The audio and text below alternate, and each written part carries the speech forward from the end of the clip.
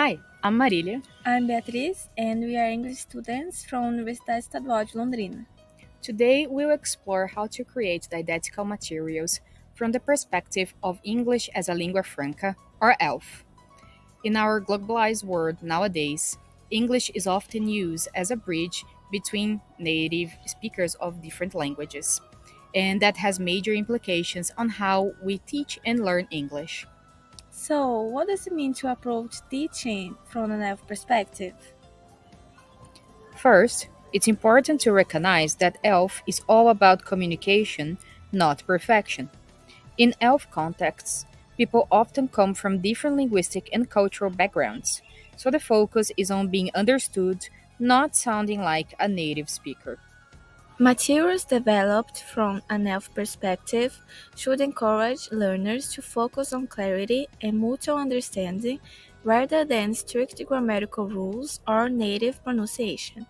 For instance, research by Barbara Seidlhofer emphasized that effective communication in ELF is more about negotiation and flexibility than rigid adherence to standard English norms.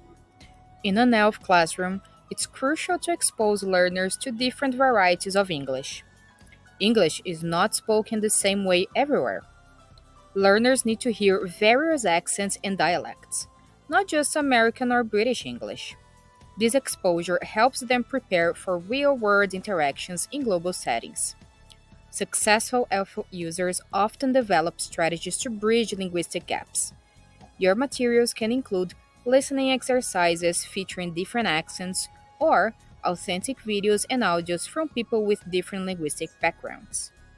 Another aspect is recognizing that ELF users often draw on their multilingual resources when communicating. This is where the concept of translanguaging comes in. Multilingual speakers switch between languages to express meaning.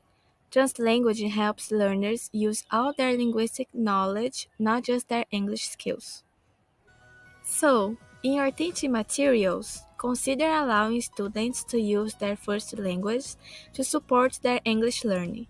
This might involve creating activities that encourage code switching or discussing how their native language can influence their English communication.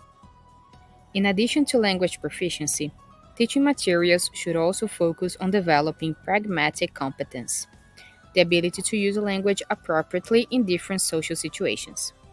In ELF, this means understanding that politeness strategies or formalities vary across cultures.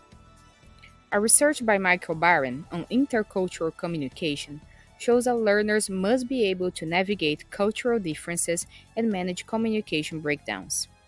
Your materials can include role playing scenarios where students practice adjusting their speech for different levels of formality or cultural expectations. Finally, let's talk about assessment. Traditional tests often evaluate learners against native speaker standards, but in ELF contexts, the goal is to assess communication effectiveness. Feedback should focus on whether learners can successfully convey their message, not whether their grammar or accent is perfect. Your assessment tasks can include real-life communication activities, like giving presentations or engaging in group discussions, with a focus on mutual understanding rather than grammatical accuracy. To wrap up, developing didactical materials from an ELF perspective is about recognizing that English is a global language with many forms.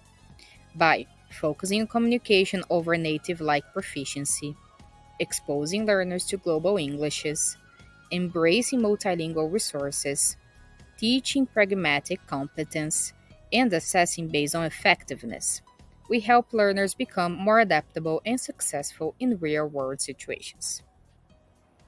Do you have any other ideas? Put in the comments below.